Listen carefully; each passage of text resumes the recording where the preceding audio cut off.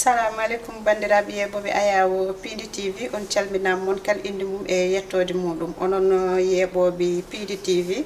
hani émission meɗen fait divers woɗoɓe aimé commenté min jetto moɗon en jarumon aussi no fewi émission kal eɗen jaada hen e gorko mo horko jeey Adama Diop a salminama ko noon Habsa Diallo a weltanama no fewi min wiyatma debbo mo mawo Boulel Sare no mbiruɗa ni soyno yettade ɓuuri soynade ko gonga tigui rigui min calmini kadi bandiraɓe foof hande kala jiiɗo men andi tigui rigui ko debbo pullo woni ɗo hay sa waɗani ni kala jiiɗo men andi kadi debbo pullo sahande mbaɗɗani ɗum noon en calmini bandiraɓe en bismimaɓe kadi e yewtere men fait divers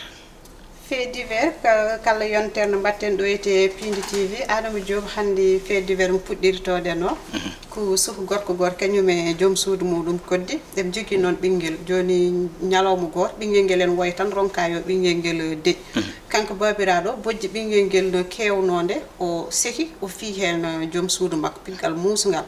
caggal muɗum joom suudu porti plainte ha kanko gorkajo o fawa jungo mais neɓe janode ha yeeso juge o kanko joom suudu o wattidi ko wayde omo ñaago juge o yo accu joom galle makko horde makko o yaafima ɗum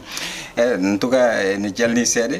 ko hunde jalnide kono noon kam wona ni on banggue jarten ha joni eɗen mbaɗa déploré en jonnata kadi hay saaha goto gorko nde suutata junggo mum ene fawa ɗum e debbo par ce que ɗum fotani wonde kadi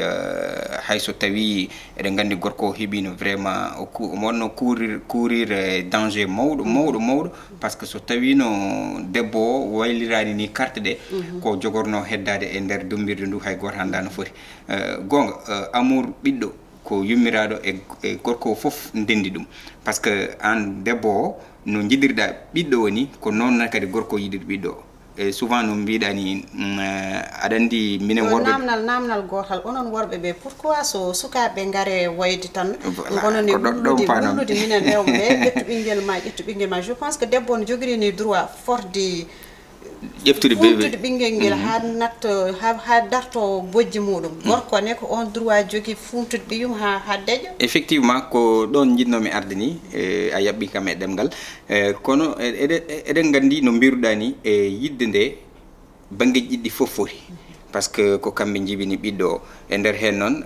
vraiment no mbiruɗa ni kanko gorko o omo foti hay wawde funtude ɓiɗɗo o walla yummiraɗo par ce que ɓiɗɗo woppittake tan e yummiraɗo par ce que yummiraɗo wiya ala fof to winda ko yummiraɗo tan foti ƴeftude ɓiɗɗo ɗum noon worɓe ɓe surtout sisiɓe e jayɓe il faut ɓe ballodira e yummiraɓe mbaɗa ha tan destiné yo ƴeftu ɓiɓɓe surtout wona yummiraɓe tan ko yummiraɗo e oɗo te en plus debbo soko mofti ɓinguel e nder reedu muɗum ha yalti ɗon kam je pense que sa ƴettitani relais o an gorko aɗa foti saaha kala wallude ɗum sen gummim toon eten Mbour Adama jahten koto Thiès oɗo fait divers que babiraɗo goto sohluno makanede o haalde maçon goto ɓe kaldi noon o foti yobde maçon o ko 400 000 francs CFA no maçon o ari ha fuɗɗinde ligganade kanko babiraɗo o towi ɗon ɓinguel dewel ɓi babiraɗo o wi kanko omo yiiɗi ɓinguel paawo wimo joni 400 000 mo potnomami ɗi yobde mi wasma yobde mi tottuma ɓiyam o gesa ɗum kanko maçon o jaaɓi saaha wonko sohlata won produit ji mo sohlata pour maydi makko ndi o ittat koye poche makko o yawa sodoyde saabu o wi o yiiɗa namnade paawo haaliss saabu on hokkimo ɓiyum ha paari kanko maçon o woddi hen ha maydi ndi gasi han kadi heddi ko paawo waɗa respecté promesse muɗum tottumbo ɓinguel makko mais paawo jaɓɓani kedi kanko maçon o à sa grande surprise o taw ɓinguel nguel koko rokka kedi goɗɗo ha paari pawo natirimo e ladde jiɗa wiide caggal muɗum noon kanko maçon o aɗa andi des fois aɗa tooñe mbaɗa golle ɓurtude ha finalement ko an wattinto dañde caɗele o fadi ko ha nder jamma pawo naate suudu mum en leelo o ari duppi suudu ndu oɗo saaha kanko maçon o obone juuɗi o waɗani hoore makko justice ñaawo la ɗon kadi ko défaut kono noon kam en dutor caggal seeɗa tan no mbirɗani Habsa ko hunde nde ganduɗa ene jalniya e jalni no fewi ha joni hande kam ko fait divers o mataw cuɓiɗa tan ko dendiraɓam ɓe yetto Ndiayen e yetto Sien e Dieng ɓe ko kamɓe jeeyi ɗum ɗo oɗon maçon kam mbiɗa andi ko joom fullo ko joom fulla par ce que ko haalduno e paawo babiraɗo hormahi ɗum kankone no mbirɗa ni o wi omo safrano ɗum hoore makko ha ɓurtimo juuɗe o waɗi retrouvé toon to juuɗe ñawoɓe e nder hen noon hayso tawi Habsa ɓe mbi wonde ko maɓe ƴeew gueɗe ɗe no hanniri ni en tout cas de toutes les façons Habsa somi ruttimi caggal babiraɗo o jamfima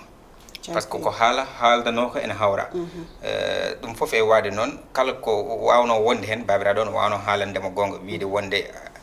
ko kokkaɗo wonmo hokka ko iwi jeeri fati ballaji on ene wawno wadde ni ko ɓuuri cumu ngu kono mataw haaɗi tan koye cumu en tout cas yimɓeɓe yo mbad respecté haalullaji mabɓe promesse aji mabɓe ɗum ɗo koye fait d'œuvre uji ɗi ganduɗa kadi ene tawe e nder leydi men Sénégal et en plus sa yi ha woni mawɗo jomum no foti kam hellifeɗe aɗa mbiyatma des fois mongu e wonde kellifaɗo jiiɗa donc mawɗo kañum foti hollirde affaire kellifagal ha sukaɓe muɗum mbaw rewde caggal sen gummim Thiès Adama Diop gartaten ko ɗoyte Dakar to Pikine ginnaw ray cukalel debet jartegel tan hitande lebbi tati en wiye Mam Diara ko kangel yane fooso mahtenoɗe damal galle mabɓe yummiraɗo yaltinde galle mabɓe yefɗode galle hoddiɓe mabɓe ñagade hunde no arti nde o yiyani ɓinguel nguel ko ɓinguel nguel tan o woppuno ɗon e galle o kañum e tanumo debbo mawɗo seeɗa no arti nde o yiilima ha leegal ngal foof yalten walla mbo yiilade mais no miijanode foos nden ɗon ko nden hoddiɓe ɓe pourquoi pas ƴeewe nder fooso finalement ndeysan ko hen angel tawta ɗon erne ko artude ɗoyte Dakar aɗa heewi ɗum yiide surtout e banlieue o jomumen garat ko ha damal galle gastonet pour en nacca fooso mumen en beddo hen mais so pari ko noon tan gaccirata ɗum fodde ñalawma walla balɗe ɗiɗi te sukaɓe mbirto ɗon siirani vraiment sirani hay batte ngakkere nden ka kaɗon eɗen mbawi ruttade ni e débit to puɗɗirɗa ɗo ko ɗon ni waɗi importance e noddede wonde e rende cuhlel woppitahe tan e debbo ko banggueji ɗiɗɗi foof debbo e gorko donc nde mbattata haqqille no fewi e suwaɓe en tout cas joguiɗo 15 mois lebbi 15 en tout cas on ko cuhlel Habsa so tawi aɗa yaaha a woppitani ɗum hay goto ɗum ɗon kam ko ide fof Habsa responsabilité o jofre koye yummiraɗo yaade ene woppa cuhlel pongel hone ni ene taw resnani ɗum hay goto ɗum wona hunde fodde kadi ko mbiɗa ko changement de comportement population yonti hankkadini pourquoi parce que hono ko wayni gasa to beeleɗa leydi ndi c'est pas comme ça wona haysa asi jortu so tawi a jorti mbiɗa sikki hono ɗeɗo gueɗe ene wawi manandiderno rentede hen en tout cas hunde yurminide no fewi cuhlel nguel seere fittani mum en tout cas yo Allah addana ɓe ko wurata bon min mbeɗa siftorno yumin gonɗode sukaɓe townete Four aɗa jooɗo saaha tan service d'hygiène bette yimɓeɓe seɓe gari haske damal caggal galle ma aɗen nden yimɓe mbaɗanno dooru maaro ko caggal galle en mbaɗa henati en beddo hen poubelle aji mumen mais e wuuro ngo so yimɓe nani eɓen gara ayiyata goho foof nene heeño yimɓe kuuli ko laamu ko en ubbu ɗum en lawƴa taroɗen mbaɗa mais oɗo no service d'hygiène mbete ɗoyete Dakar en mbatta ko wayno ɗiɗon contrôle aji saabu ɗeɗon leeɗe ene famɗi bedda ma ndewta ha jofna tawa yiyade ko wayno vraiment ko hunde ganduɗa kadi service d'hygiène no mbiruɗa ni saaha to Fouta men to kam saaha foof haɓe gara haɓe betta yimɓe ni jiya ni so tawi won idiɓe soydeɓe waɗa signalé heddiɓe nodda galle Habsa en en tout cas wajiɓe naati ɗo e wuuro he iwi jeeri fati walo hono ɗum en teskahi ɗum ɗo e lamorgo ngo pourquoi en ganda fof kadi ɗum yurnete par ce que hono gueɗe mbaɗe ni so tawi hono ɗum ɗo ne wodno mi sikki ko wayni en wawata kewde e hono ɓeɗo sukaɓe eɗen keewi yiide nan e naate foosen e ko way noon ɗo e lamol ngol Dakar kadi fosuji kewɗi nan ɗo e no mbirmami ni gona e fosuji gonɗi e norme aji mumen émission meɗen fait divers nde ɗo yontere gasi ha laaɓi kono kadi année 2022 meɗen Adama Diop gasi ha laaɓi holno mbaynortoɗa yeɓoɓe Piindi TV vraiment Habsa so wona weltanadeɓe e oɗo année par ce que gonɗen koye mayirde vraiment hirande e 2022 mbawɗen tan wiide e nder hirande enen gonɗen ɗo keɗen kaala ko moƴƴi ho ko kamɓe gandi eɗen ñaagoɓe hen yaafuya dendagal e jewtede kewnoɗen wadde ɗo ene e nder ndeɗo hirande foof kala ko oñi hen kala kadi ko mbaɗɗen hen ko ganduɗa rewani lawol walla suuti ɓerɗe mabɓe e ñaagimaɓe yaafuya eɗen ñagonoɓe kadi e ndeɗo hitande arone nde yo Allah hokku hen goto foof ko yiiɗi ko hitande jaam e cellal e surtout e udditade e yaajede Habsa.